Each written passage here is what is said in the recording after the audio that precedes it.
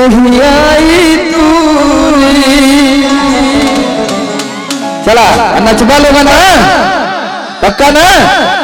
अरे की काची बात हमारी सरिया चला के कोई बाता, आज तेरा दिया चाँद के पार ले गई बाता,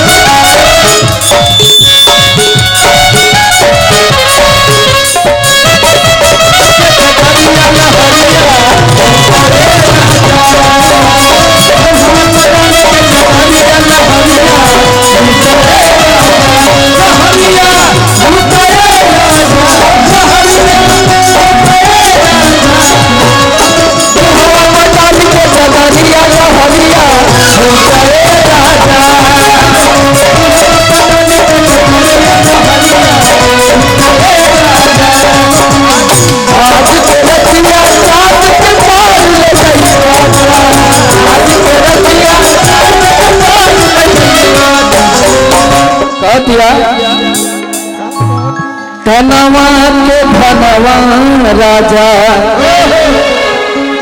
रखनी संभार के। तो तुहार भैया का कहता और किले दमाजा रानी सरिया के तार के,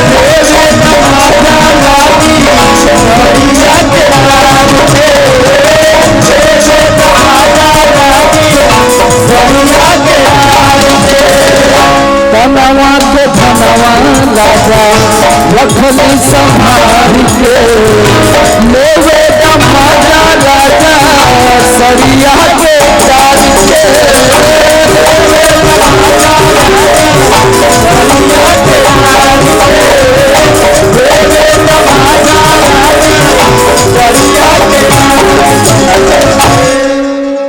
हर की करी कष्ट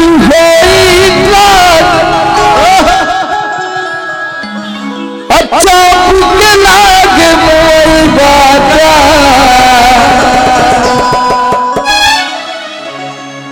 अरे आज के रतिया चाँद के पार ले गई कि आज